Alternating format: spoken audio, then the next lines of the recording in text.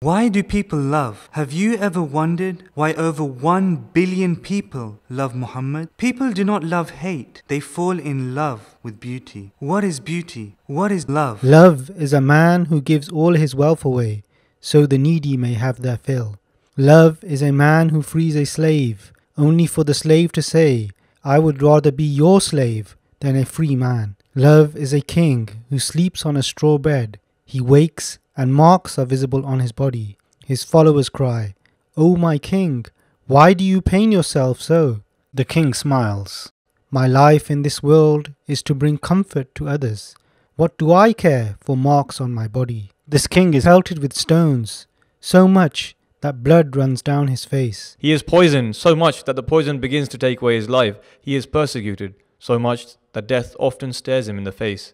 When those who are responsible are brought before him for punishment, he says, I have no enemy. I may be an orphan, but I am humanity's father and mother.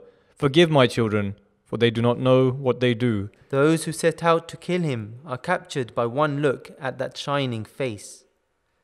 With sword in hand they set out, not once, not twice, but thrice. But when they see that charming face, they exclaim, We have not the power to injure that which we love. His dear wife departs this world under the persecution of his enemies. His daughter, carrying her unborn child, is not spared. Habar the fiend attacks her. The child is lost, the mother too. Yet when Habar is brought before Muhammad, Habar asks, Do you forgive me, the killer of your daughter?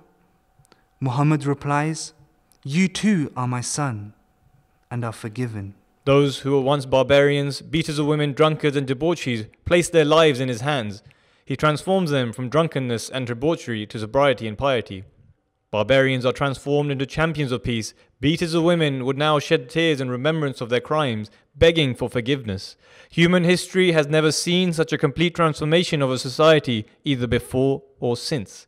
They say he married many wives and accuse him of unmentionable crimes. Yet do they not see that he spent most of the night away from the bed of his wife, shedding tears of love in remembrance of his beloved? Do they not see who he married?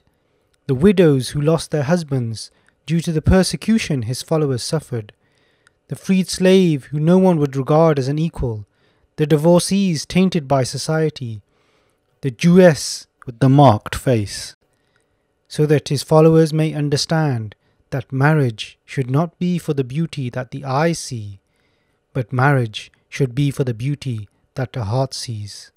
Do you not see what he taught his followers? That you should not marry for beauty, wealth, or honor, because the most honorable in the sight of God is he who is most good.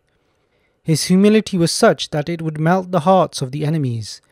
Despite being the king, the emperor, when people enter his presence, they mistake one of his followers for the king, for he wore no special clothes, and he sat in no special place.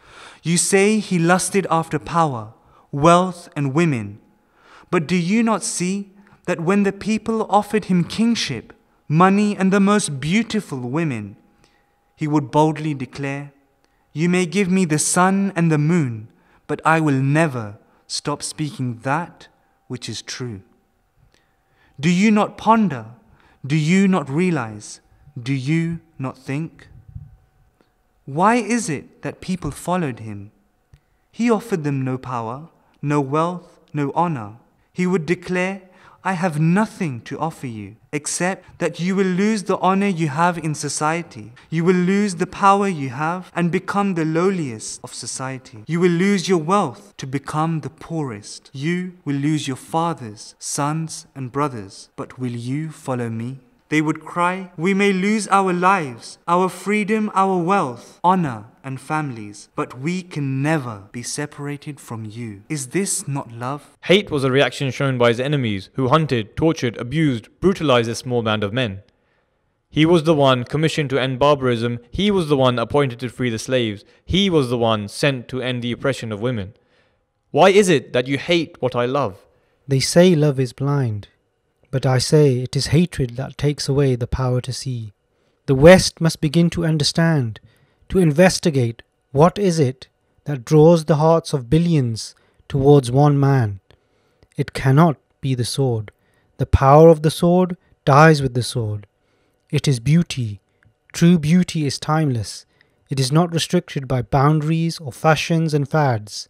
It endures and has the power to capture the hearts. It was this sparkling beauty that captured the heart of Muhammad's first follower, his wife Khadija, who more than all others understood that beauty is Muhammad.